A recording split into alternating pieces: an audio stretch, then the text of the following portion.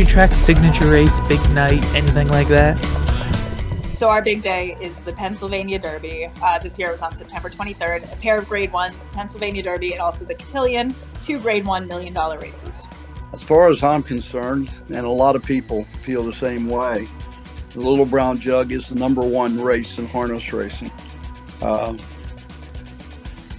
It's held the third Thursday after Labor Day each year at a town that has a population of 13,000. And on a Thursday afternoon, imagine that, Thursday afternoon, between 40 to 50,000 people show up to watch a race, the Little Brown Jug.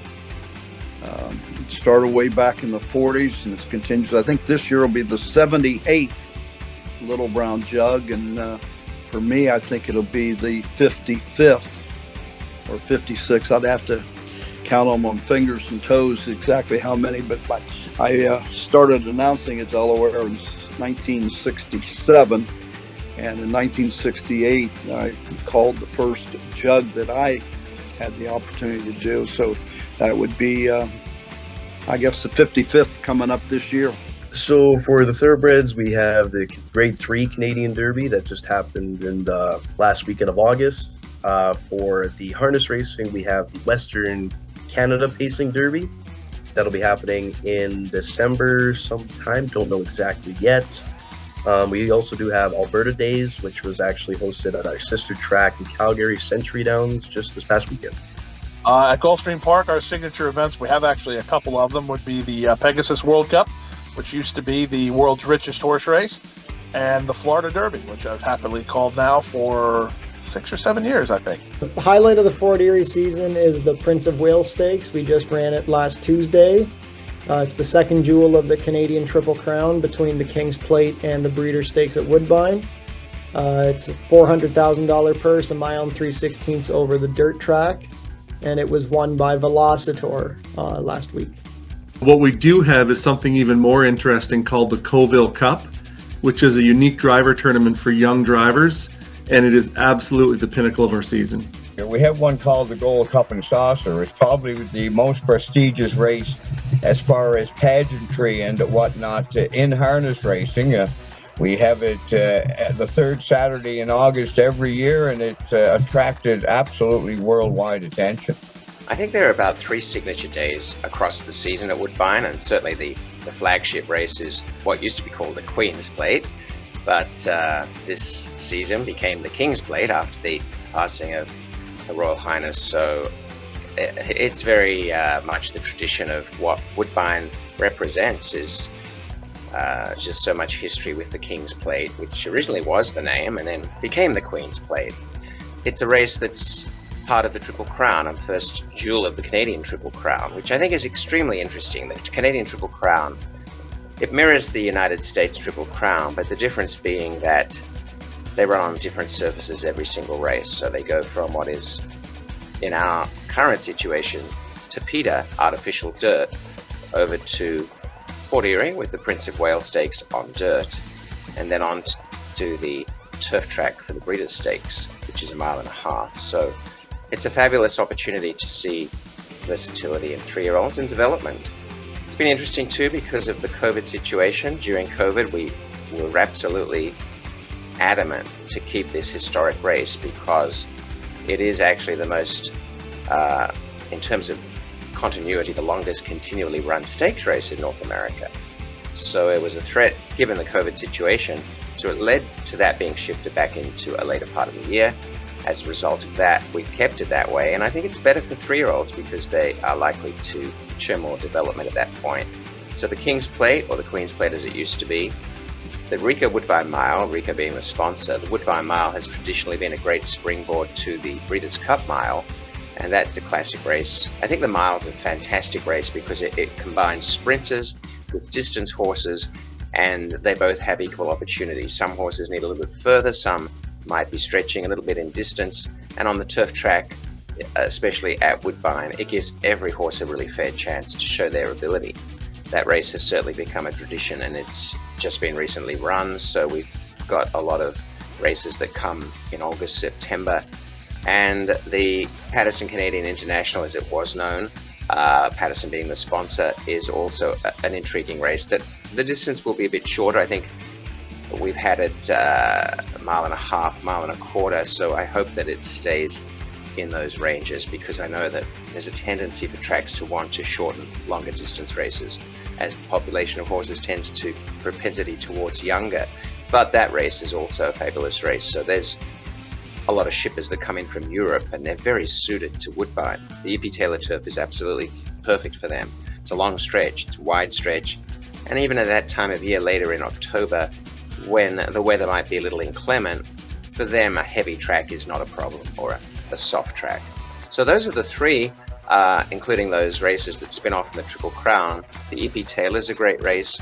There are certainly a number of tremendous stakes races. It's one of the banner things about Woodbine is that its stakes schedule consistently, week in, week out, brings horses from the United States and sometimes from Europe and other jurisdictions that are very, very intriguing. Adds a great flavor. And of course we have a lot of Ontario side stakes races, Ontario Stallion. So it's a program that needs a balance, but those are the flagship races. And I have to think that historically they've stood the test of time. We try to make every night special and every day, of course. There are some days where they have special promotions. In May they have Chihuahua racing on Cinco de Mayo. That always brings out a lot of people. It always kind of makes me a little sad, because near the end of our horse racing, there tends to be like a huge influx of people with small dogs, and they're basically just standing there waiting through the end of the horse races for the dog races. But it does expose some more people to horse racing. We have fireworks coming up we're not doing them on Canada Day, we're doing them actually the day before, because we race Friday nights, Saturday afternoons. So Friday evening, we have racing and then the fireworks, which will be good because everybody's got fireworks on Canada Day. We've got them the day before. Those kind of things.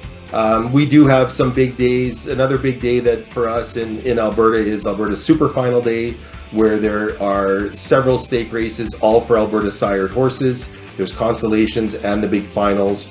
And the total purse money that day given away is, I believe, around $400,000. So that's a big day, and a great incentive for people to buy and own Alberta sired horses. I would say, in addition to the super finals, which is a big day, like I mentioned, our signature races are probably the Ralph Klein Memorial and the Shirley McClellan Stakes. Ralph Klein for the boys, Shirley McClellan for the girls. Those races usually go for around $100,000 for the final.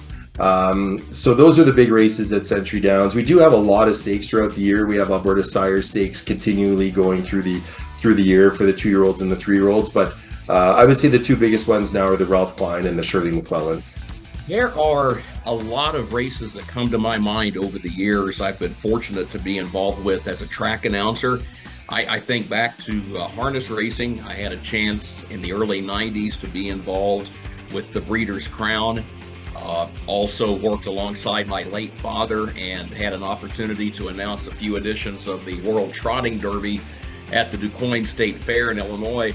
And then more recently in the thoroughbred business, I've been very fortunate. I had a chance to spend 2 seasons as the track announcer at Churchill Downs back in the 90s. So I did the track call for the Kentucky Derby, both in 1997 and 1998, and have been the track announcer at Keeneland since 1997. So when it comes to Keeneland, we have things like the Toyota Bluegrass, which is our signature race in the springtime.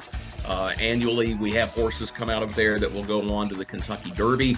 And in the fall, our Fall Stars weekend, which is usually the first weekend of October, we get a lot of horses that come through that are on their way to the Breeders' Cup.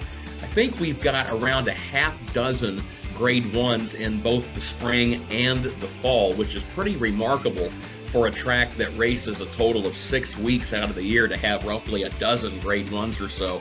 And it's been our privilege at Keeneland to host the Breeders' Cup on 3 occasions. I've had a chance to call horses like American Pharaoh and Authentic and Flightline, and that's really been a special thing to be part of, no question. Well, you know, at Hastings, just coming past the summer season, we just finished the BC Derby, BC Oaks. Those are two signature races that we have here. Coming up shortly will be the Premiers and the Ballerina, kind of another signature day for the older runners, but the 3-year-olds get to go in and see how they fare against the older horses also. And then we have the big one that attracts about 10,000 people in the third week of July. It's called The Cup. And it's come and get fancy. That's the title of it. And everyone dresses up to the nines, and it's quite a spectacle. Fraser Downs has a big day that they used to have called BC Classic Day, and it featured the best of the BC bred standardbred pacers. And it used to be all on one day. It used to be on November the 11th.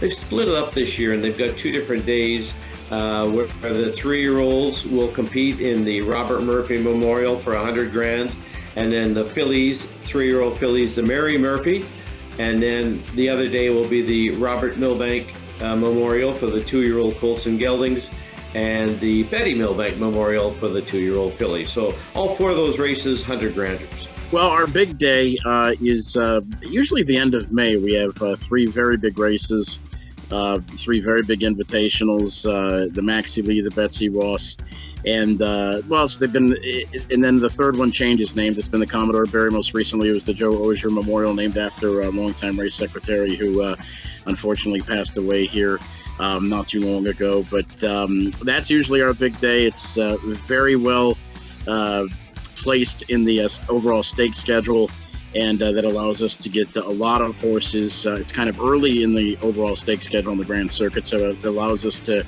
get our first and second looks at a lot of horses that are just making their comebacks in preparing for the stake schedule and the Grand Circuit schedule. So it's usually a very big day.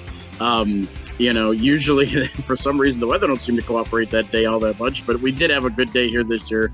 And a lot of people here. It's a very fun day, and it's a really nice track. I'll tell you what, as far as views from the announcers booth, it's probably the very best view I've ever had, and I've been in many announcers booths, both harness and thoroughbred, and you get to see the Delaware River right on the banks of the Delaware River. The back stretches mere feet from the river, so you get to see the big ships and the barges and all that kind of stuff going past on a daily basis. So a lot of fun. The most special race at Mohawk Park for me, the North America Cup, and it's coming up in the month of June, so it's not that far away.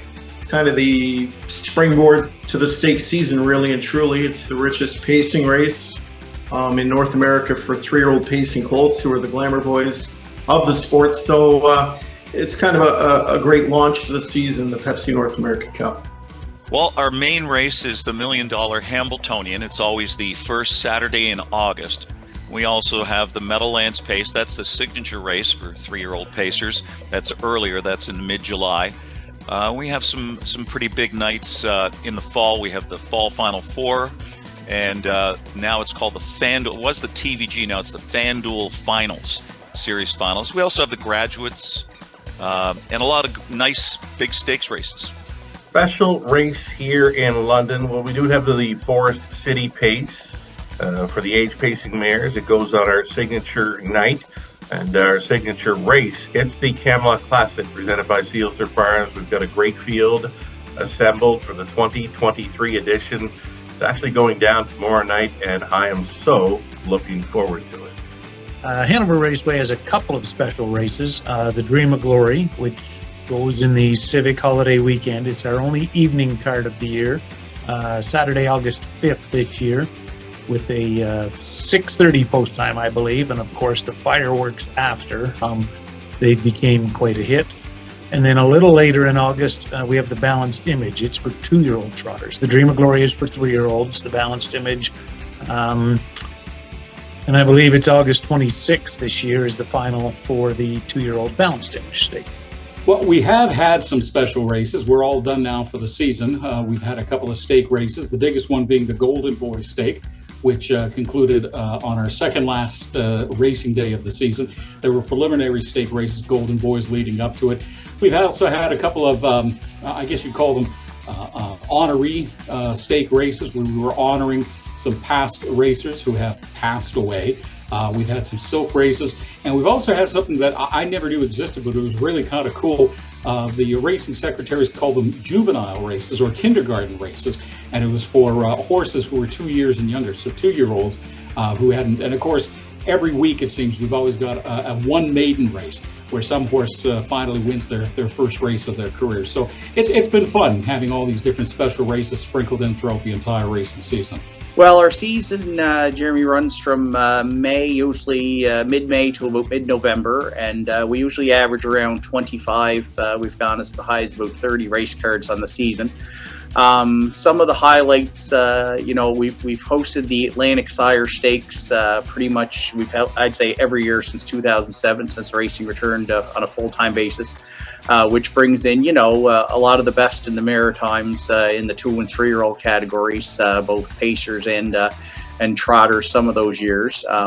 We do hold, we've had some Maritime Invitational races over the last 16 or 17 years. We also have a series that we run for the past 4 or 5 years at the end of the year called the Governor's Cup, which is kind of the equivalent of Cape Breton open pacer kind of event with some conditions on it. So it's kind of like the Cape Breton Championship to wrap up the year, because we have 2 tracks here, of course, Northside Downs and Inverness Raceway. So between those 2, we get the best of the best to wrap up the season and have a 3-week series there. So we also, for many years, the J. Ferguson Memorial Invitational Pace would have been a highlight, both going back to the years in Sydney at the old Cape Breton Sports Centre, and then it was renamed Tartan Downs, and of course at Northside Downs. That was in honor of Jimmy Ferguson, who was a track operator locally, owning the track in Sydney for many years. So a few events that keep us busy through the season for sure. Well, we have the Dan Patch every year that takes place in the summer, and we've had 3 stirring renditions of it in the 3 years I've been here. Catch the Fire won my first year, Bulldog Hanover won the second year, and the third year this year was Ponda Warrior, who came charging down that very long stretch at Hoosier Park to get the win. That's our annual biggest night. Of course, this year we also hosted Breeders' Crown, which the racing was just incredible for both nights, as we had Carl defeat TCI, and Confederate was just incredible in his victory in his race, and I've got. So Leamington, we have the annual Lakeshore Cup that usually takes place on our closing day meet. And it's all the invitational pacers throughout the season, so you've had to race there during the season, a couple of starts, and then the top ones will get invited. And then Dresden is the Mark Austin pacing series, so I think it's been around for about 6 or 7 years now, so to honor horseman Mark Austin. So it's featuring horses like north of $5,000 lifetime, so they get to race in a couple series and they go for a final. And that takes place in June this year, so I'm really excited to call that race because Mark Austin's such a well-known name in the business, so it's so great to honor him at Dresden, and I'm really looking forward to those series kicking off, I think the first or second week of June this year. At First Tracks Cumberland, we have this past year we had the Fred Nichols Pace, a $25,000 invitational, and Cal Expo has a bunch of series and stake races, but not really one signature race each year. They have a bunch of invitationals toward the end of the harness racing season, but not one that you would say would be your signature race. At Scioto Downs, we have a couple of features. They have the Cleopatra for age mare pacers, the Charlie Hill for age trotters, and the signature event at Scioto Downs is always the Jim York Memorial. It's produced a couple world records in the past. Dayton Raceway, we have the Dayton Derbies night for all classifications of older horses, age trotters, age mare pacers, and aged pacers, which Tattoo Artist won this year. We did have the Miami Valley Derbies, but I don't believe we had that last year, so I think they're working on another signature event to come up with for that meet. So our big races every summer are our Dan Patch free-for-all for pacers. which is kind of our signature event of the summer, highly anticipated every year. We have a couple of others as well. The Steve Wiseman Memorial Trot, which is a free-for-all trot event, and that honors the memory of Steve Wiseman, who was a very talented driver-trainer who made his summer home at Running Aces for many years. Sadly passed away a few years back, so we remember him every year with the Steve Wiseman Memorial Trot. And then we have the Ron Banks free-for-all for Mayor's Pace event as well, which remembers one of the guys who was instrumental in helping to get the track open in Minnesota. So that's the Ron Banks free-for-all Mayor's. And then Night of Champions at the end of our season every year is a big, big deal. Purses are now around $750,000 for that. So that's one of the other things that everyone looks forward to. Two events come to mind at Clinton, and I'll mention a third as well, but every second year Clinton hosts the Legends Day Trot, which I think is the signature harness racing event. It's an outstanding day. They bring in some of the legends of the game. The most famous edition was John Campbell's final race ever. I'm thinking that was 2015 or maybe 2013. I'm forgetting the exact year. But every 2 years, Clinton brings in some of the legendary drivers in history, and a few who come just to sign autographs, and it's a fantastic day.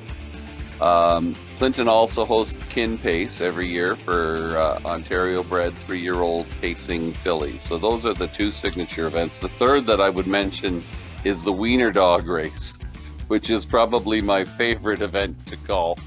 And we now have a 2-time defending champion in Parker, who has won the race the last 2 years. The Wiener Dog Race lasts about 4 seconds, and it's a challenge for any announcer, but an awful lot of fun. November 9th for us, it's our big night. It's the Potomac Pace for $125,000. It's gone up a little exponentially here through the years, which is good.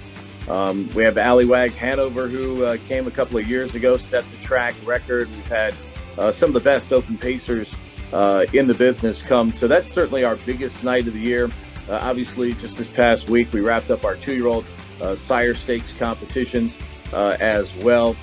So through the course of the meet, with our sire stakes for the 3-year-olds in the spring, the 2-year-olds in the fall, and then obviously the Potomac Pace, which usually attracts the best open pacers in the country. Coming up this year, it'll be November 9th, and looking forward to having another great night at Rosecroft with the Potomac Pace. Well, I mean, the EBCs, the Empire Breeders' Classics, probably the big card here. It's always late August.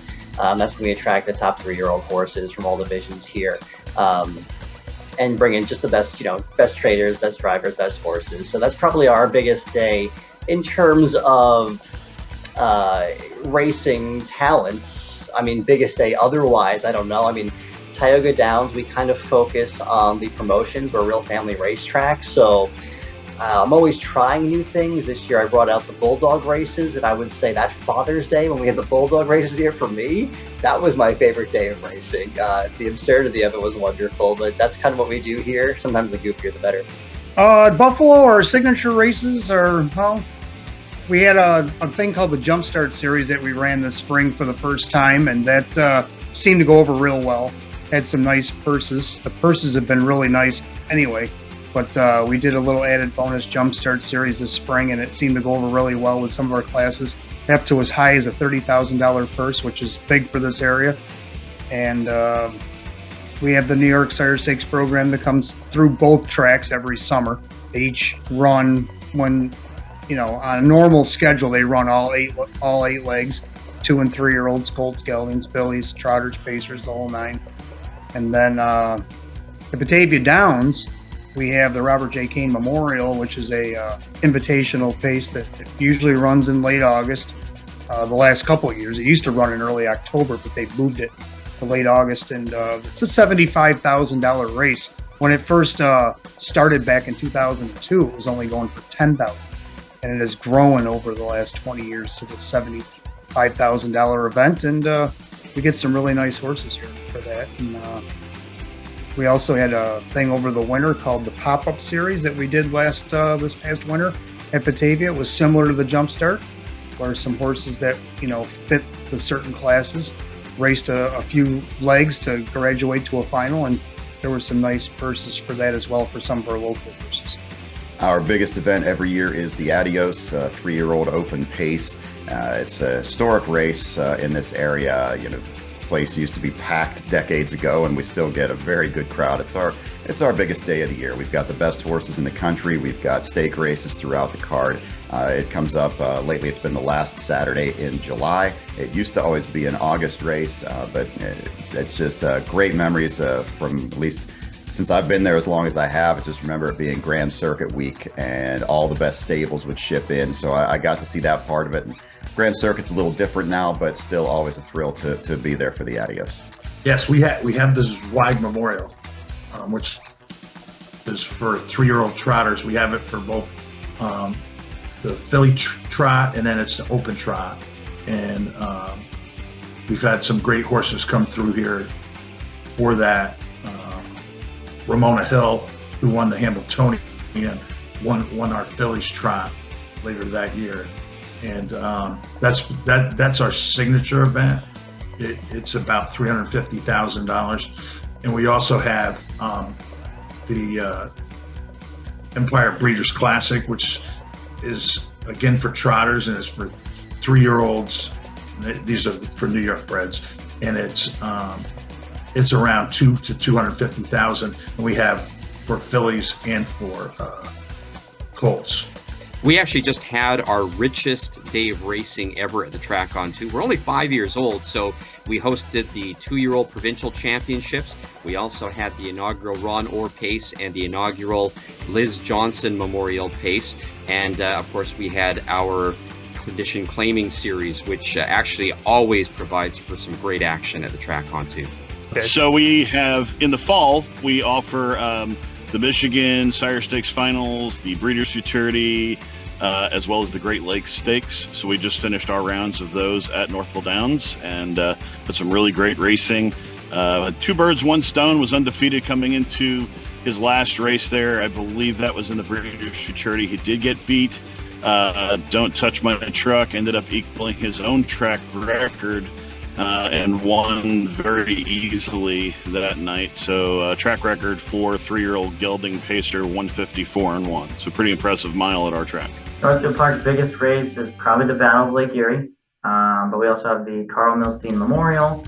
There's some other stakes races in there, but those are the 2 big nights, our Battle Night and Milstein Night. Lambert Downs, the Charlotte Juravinsky Memorial Cup, the Battle of Waterloo, Grand River Raceway, and the Earl Rowe Memorial at Georgian Downs. We don't have too many, we'll say, special races now. The purse structure doesn't really allow it. But what we do have some fun family-oriented nights. We have a customer appreciation night. Again, that's at Kawartha Downs, just outside of Peterborough. And we have Family Day, where we have, they bring in activities for the kids. They have kind of fun, interactive games on the tarmac where our director of harness racing, Jim Hockey, tries to involve some of the spectators. And that makes it kind of fun, trivia games. And, there's lots of giveaways and prizes. And as I say, I always tip my hat to Jim. He's very energetic at Kawartha Downs in the involvement of the patrons. Well, Red Mile, the last 2 weeks to me, we have Grand Circuit racing, and closing day is always the Kentucky Futurity, which is the 3rd leg of trotting Triple Crowns. That's sort of our highlight every year.